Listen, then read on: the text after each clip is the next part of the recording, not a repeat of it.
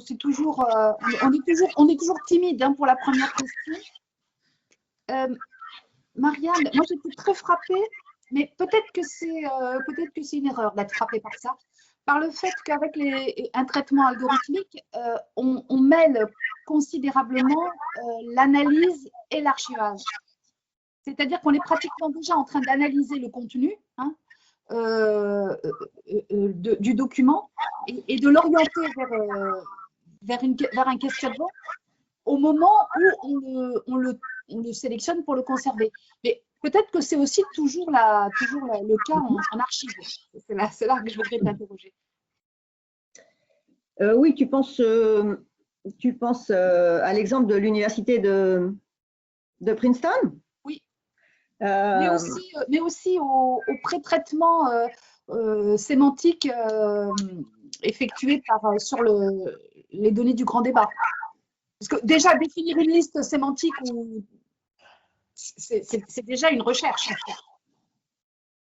Oui, alors je faudrait creuser la question, je l'ai pas, de savoir si c'était comme ça avant l'informatique. Je pense que oui, il y a toujours une orientation, un environnement dans lequel on va faire cette analyse ou cette mise en forme du document. Mais la question n'est pas la subjectivité, la question est la finalité de cette subjectivité. C'est ça que je veux souligner. Il faut annoncer cette subjectivité. Il y en a toujours une. Mais je pense justement que dans le cas de l'université de Princeton, moi, ce qui m'avait séduit, entre autres, dans cette affaire, c'est que on ne cherchait pas à savoir ce qui était historique, on cherchait à savoir ce qui était important. Alors, il y a un lien entre les deux, sans doute, mais moi, je trouve que la recherche, j'ai cru comprendre que la démarche du groupe de travail de l'université de Princeton, donc entre les collaborateurs de l'intéressé, le service informatique et le service archive, la démarche s'est voulue avec une certaine objectivité qui était la réduction au sens de Jacques Bertin. Qu'est-ce qui est représentatif? C'est ça peut-être, parce que moi j'ai cette obsession de la représentation des sélections, la représentativité des sélections. Et je pense que c'est assez objectif ce qu'ils ont fait. En tout cas, ils l'affichent comme ça et au moins c'est clair. Oui, l'avantage serait je pense que les autres interviennent aussi sur cette question, serait que c'est les critères de sélection et du fond seraient très clairement déterminés, puisqu'ils sont déterminés pour un algorithme, donc forcément, il n'y a pas ambiguïté. Mais à l'inverse, évidemment, je dirais, l'inconvénient, c'est qu'il n'y a pas ambiguïté. Je pensais à une anecdote qu'on nous a racontée dans ce séminaire il y a déjà peut-être une année, d'archivistes disant bon, on a traité un fonds d'un organisme public. Et puis, on est tombé par mail, on était sur les mails, et on est tombé sur des concours de recettes de cuisine, et on a décidé de conserver les mails parce que ça témoignait d'une certaine ambiance au sein de cet organisme. Et je me disais, cette sérendipité qui fait qu'on fait « Oh, c'est bizarre ce document, je le garde », ou « C'est tous les documents, je les garde, mais c'était pas ce qui était prévu au départ ». Est-ce qu'on va encore avoir cette possibilité-là? Je connais ce genre d'anecdote. Je ne faudrait pas qu'on tombe dans le syndrome du détail, parce que si je pousse un petit peu, on va garder le post-it sur la lettre du président qui demande à son chef de cabinet une recette de cuisine, mais on n'aura pas la décision qui engage des millions de Français. Donc voilà. Je suis juste un peu agacée par ce genre d'anecdote. Oui, c'est gentil, mais il faudrait savoir de quoi on parle. Ok. Je passe la parole à d'autres. Après, tout est question d'histoire par le haut, d'histoire par le bas. Hein. Oui, en tout cas, oui, savoir l'ambiance dans un service. Non, mais la finalité est totalement différente dans ce cas-là, donc on la documente pour ce qu'elle est. Voilà. Pour moi, si tu veux, dans ce cas-là, on crée un algorithme, non pas pour la petite histoire, on crée un algorithme pour la représentativité du fonds analysé. À partir de là, dans le rejet, dans les déchets, je suis un peu provocatrice exprès, dans les déchets de l'algorithme, on peut aller chercher des anecdotes, mais qu'on documente les choses pour ce qu'elles sont, s'il vous plaît. Clotilde. Oui, éventuellement, mais Marie-Christiane, vous l'avez sans doute écrit ailleurs. J'aurais juste voulu avoir une définition, la définition que vous donnez aujourd'hui des archives, puisque celle qui est réglementaire ne vous convient pas vraiment. Donc, est-ce que vous avez une formulation synthétique qui vous convienne et qui se trouve quelque part Bonjour Clotilde, non, j'en ai pas et je ne veux pas en avoir parce que l'âge venant, je ne veux pas me perdre des journées et des mois à des choses qui sont peut-être pas essentielles. Je pèse mes mots. Ce qui me paraît important, c'est en tout cas aujourd'hui, de dire que je prenais le tout. Il y a ce qui est archive, il y a ce qu'on appelle archive. Après, je pourrais éventuellement réfléchir à une définition, mais ce n'est pas ça qui m'intéresse. Ce qui me paraît important aujourd'hui, au-delà des mots, c'est ce que je dis dans l'introduction de mon dernier bouquin.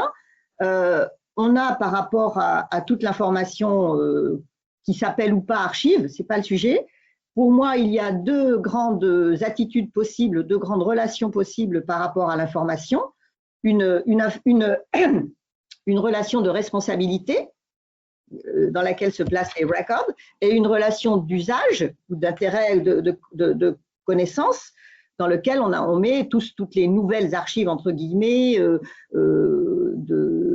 orales, médiatiques. Bon, voilà. Donc, le point, il n'est pas de donner une définition des archives. Je pense que ce n'est pas un objectif moi, qui m'intéresse en soi. Ça ne nous mènera nulle part. Je pars de la réalité du terrain que je vis tous les jours et sur tous les écrans, qui est double. D'une part, cette relation de responsabilité en fonction de la personne qui regarde le document, qui a à l'utiliser ou qui doit le protéger, et de l'autre côté, ceux qui cherchent de l'information. Voilà ma réponse. Ouais. Je posais cette question-là dans l'idée de pouvoir transmettre aussi ce que vous expliquez. Et vous pensez qu'il est suffisant de s'exprimer comme ça pour arriver à faire comprendre? Oui, parce que d'abord, premièrement, j'ai deux raisons pour dire oui. La première est que emmerdez pas les gens. Ils appellent ça archive, laissez-les respirer. On a suffisamment de contraintes aujourd'hui. On est confiné, on ne peut pas faire ci, on ne peut pas faire ça. Que les gens emploient le mot archive pour quand ils veulent ou qu'ils ne l'emploient pas quand ils veulent. Je suis pour la liberté, premièrement. Et deuxièmement, comme la conception que j'ai des choses, elle ne fait que deux tas. C'est relativement simple à expliquer au début d'un exposé ou d'un entretien. D'accord. Alors, il y a une demande de parole, je crois que c'est de Martine. Merci, Edouard. Oui, je voulais poser une question par rapport à cette approche sur l'intelligence artificielle qui permet effectivement de gérer a posteriori des masses de données assez importantes et d'en avoir peut-être une gestion un peu plus raisonnable. Moi, ce qui m'intéressait d'avoir votre avis, c'était dans quelle mesure l'intelligence artificielle pouvait être utilisée au moment même de la production des données. Est-ce que dans la perspective de constituer ensuite des archives qui seraient versées, c'est-à-dire qu'on fait des tris par l'intermédiaire de l'intelligence artificielle a posteriori, mais voilà, au moment même de la production de ces données, est-ce que plutôt que de se dire on va produire des masses énormes et puis on verra bien après, voilà, on reporte la responsabilité sur l'archiviste pour trier ces données, ou sur celui qui gère des données, peu importe, est-ce qu'il n'y aurait pas aussi une action à mener au moment même de la production des données? Alors, c'est une vaste question, Martine. Je pense qu'on pourra en rediscuter. Mon point de vue, qui est assez personnel, est que je vais militer pour la séparation des pouvoirs, entre guillemets, qui est que on ne peut pas à la fois s'occuper de produire un document d'archives administratif ou politique qui a une vocation, je l'appelle les documents engageants, qui a une vocation d'action, et en même temps mélanger ça avec, comment dire, y introduire une arrière-pensée de regarder pour l'histoire. Je trouve que les quelques, faudrait que je recherche, mais j'ai vaguement dans ma tête quelques exemples qui vont dans ce sens-là, qui me semblent pas, comment dire, corrects, pas respectueux des utilisateurs ultérieurement. Moi, je suis vraiment, c'est cette séparation de la démarche, et je pense que sinon on introduit des biais. Mais c'est ma conviction, je ne dis pas que j'ai raison, que je détiens la vérité. Nicolas? Oui, bonjour, donc Nicolas Sauret. C'était un peu pour poursuivre la question précédente de Clotilde. Je me demandais si on prend cette liberté que vous prenez, hein, et que je comprends tout à fait, peut-être d'amalgamer différentes attitudes par rapport à l'information. Est-ce qu'on peut encore distinguer dans ce cas archives et données? Est-ce qu'on peut étendre en fait l'archive à toutes les données, ou alors, si ce n'est pas le cas, à quel moment l'archive devient une donnée?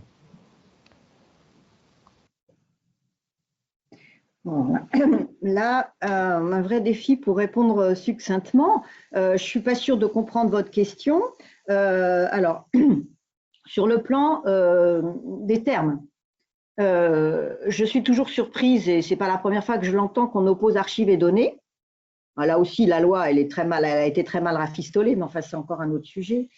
En introduisant le mot données dans la définition à la va-vite, d'une manière un petit peu que je ne comprends pas bien.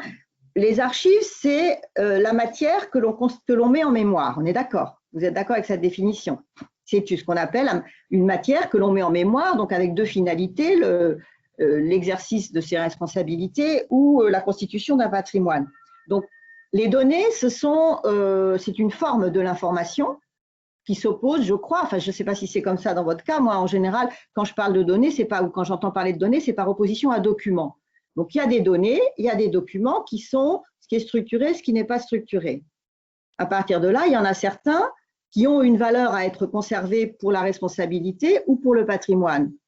Voilà moi comment je vois les choses. Du coup, j'ai du mal à rentrer dans votre question, enfin en tout cas dans les termes de votre question. Et ça renvoie aussi à ce problème de définition légale des archives, parce qu'à partir du moment où tout est archive, toutes les données sont archives et tous les documents sont archives, il n'y a plus de problème, il n'y a plus de sujet. Sauf que dans la réalité, on a quand même des choses à faire. Je ne sais pas si j'ai répondu parce que je n'étais pas trop à l'aise avec les mots, mais voilà. Oui, enfin il n'y a pas de, c'était pas un débat, hein, c'était une question par rapport à votre conception. Oui. Mais c'est vrai que si, peut-être que dans ma conception, les données sont au contraire toujours structurées. Mais ou est-ce que c'était votre point de vue aussi? Oui, je suis assez d'accord avec ça, je le note, parce que ça me plaît bien, ça me parle en tout cas.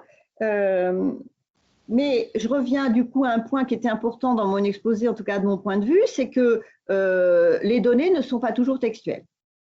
Oui. En tout cas pour le grand débat, c'était ça la lacune. Mais ce qui a été fait correspondait à ce que le gouvernement souhaitait, donc il n'y a pas de problème là-dessus. Simplement, le matériau mériterait d'être utilisé, le matériau du grand débat national mériterait d'être revisité et analysé de manière algorithmique par avec d'autres, en élargissant la formalisation des données qui reflètent la réalité. Les données reflètent la réalité, mais on passe par un aspect de quelque chose qui n'est pas structuré. Donc, donétiser, si je me permets, donétiser les documents qui ne sont a priori pas des données, pourquoi pas, mais il faut qu'on voit comment on le fait. D'accord, ok. Je comprends mieux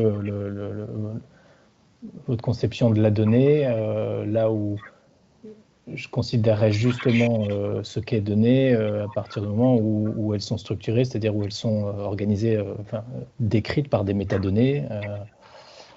Ouais. Donc ce que fait bien le travail d'archiviste, justement. Mais donc, on a bien des données et des documents.